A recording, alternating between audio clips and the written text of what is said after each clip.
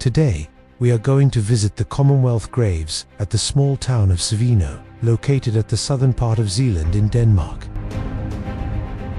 During the war, approximately 300 Allied aircraft were downed over Denmark, resulting in the deaths of around 2,200 airmen. While many were repatriated, a significant number were buried in Denmark. Svinø churchyard became one of the central burial sites designated by the German authorities during the occupation.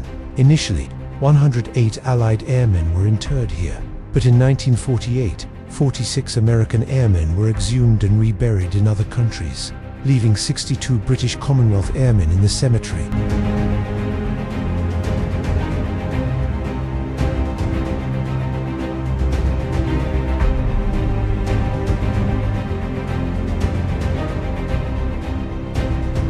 Many Allied aircraft were shot down or crashed over southern Zealand, particularly in the waters around Svinø. The church's cemetery was relatively close to these locations, making it a practical burial site. Despite being enemies, the Germans often buried Allied airmen with military honors. Choosing a churchyard like Svinø allowed for a dignified burial.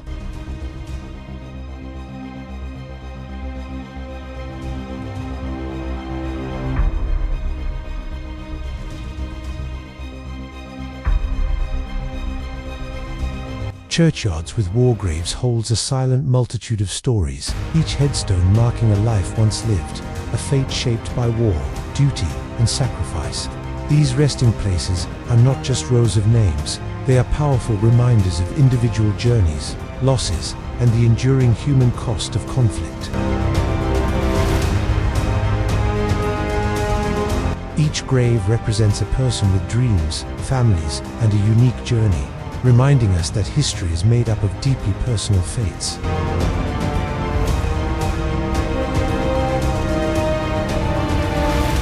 The last flight of Henry Lay. On a cold night in 1943, the navigator Sergeant Henry Lay climbed aboard his Halifax bomber as one of the 8-man crew bound for a dangerous mission over occupied Europe.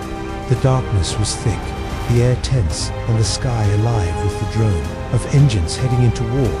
Henry, a devoted husband and father, knew the risks well. Each flight could be his last.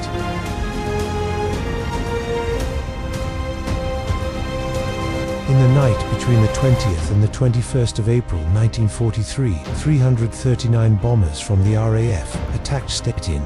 The sky was clear, and the marking made by the pathfinders was perfect. About 40 hectares of the city center was hit, and 13 factories and 380 houses were totally destroyed. 13 Lancasters, 8 Halifaxes, and 9 Stirlings were lost, and about 20 of them were lost over Denmark and Danish waters. About 20 planes were lost due to flak, while 66 planes were damaged by mainly light flak, 20 millimeters, and 80% of them had flown lower than 500 feet when they were hit. About 30 engagements and attacks from German night fighters were reported. At Corsa, the Halifax came under fire. Whether it was German flak or a deadly Messerschmitt 110 night fighter, no one can say for certain. What is known is that the aircraft was hit. Flames tore through the fuselage, and in the chaos, the bomber went down. Henry Lay perished in the crash, far from home, lost in the fire and fury of the skies. Back in London, his wife Margaret waited anxiously in their home in Earl's Court, with their 3 young children and a 4th on the way. They had already survived countless air raids, but then tragedy struck again.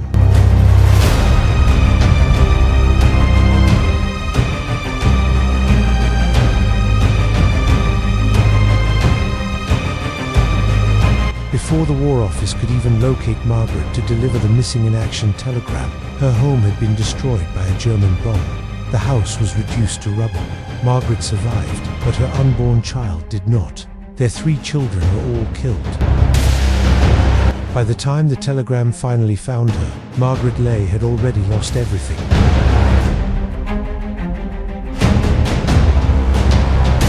I am a wife without a husband, and a mother without children. So, I am nobody. Henry and Margaret's story is one of countless wartime tragedies too painful to imagine, too too important to forget. Their names may be etched in stone or tucked into faded military records, but their loss echoes on. A broken family, and the high cost of war paid not just in the skies, but also in the homes left behind.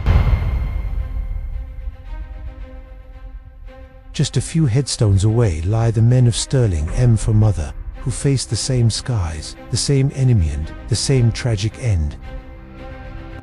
The mission. It all had begun on the evening of April 20th, 1943. A major bombing operation was launched from bases in England against numerous German targets. Among the planes taking part in the raid was a Sterling bomber, M4 Mother, of the 7th Squadron Pathfinders. The plane had a mixed crew of men from the British Commonwealth.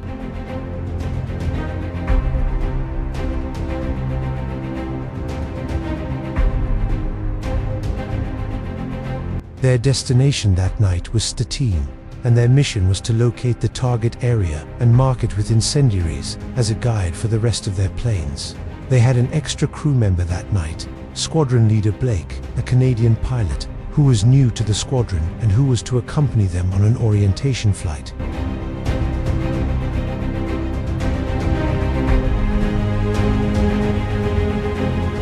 Their aircraft was damaged by flak on approach to the target and, unable to mark it reliably, they aborted and left the job to a backup plane.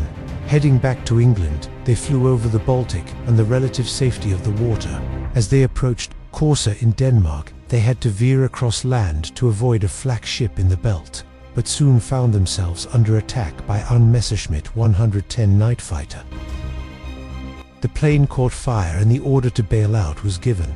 Flight Engineer Donald Smith was the only one who managed to escape from the plane before it crashed into a farmer's field near Cuxmark. Landing a few fields away from the crash site, he buried his parachute and set off at a walk-run to put as much distance as possible between him and the plane, knowing that the Germans would soon arrive to investigate. An extra crew member on board that night might have misled the Germans into thinking that the entire crew had perished and that there were no survivors. Crew members killed in the crash. Pilot Officer Navigator Elmer Robert Vance, Flight Lieutenant Pilot Charles Woodbine Parish, who had received a Distinguished Flying Cross on the way back from a bombing raid on Boulogne in northern France on the 9th of September 1940. His Wellington bomber was struck by lightning and caught fire in one engine and the other engine stopped. The crew of 6 bailed out over the English Channel, and he had to swim 7 miles or 11 kilometers to the English coast. The other 5 crew members drowned. He was on his second tour of duty when he was killed in the crash at Kongsmark. Sergeant Air Gunner Jack Rees, Warrant Officer Class 2 Air Observer James Stanley Marshall, Warrant Officer Class 2 Wireless Operator and Air Gunner Louis John Kralitsky, Sergeant Air Gunner Dennis Charles Farley, Squadron Leader Pilot Wilfred Albert Blake. Blake is not shown in this picture. Over the next few days, Donald kept up a steady pace in an easterly direction, keeping to fields and rural areas to avoid German soldiers. He had been injured in the escape. His hands were badly cut and his nose had been broken.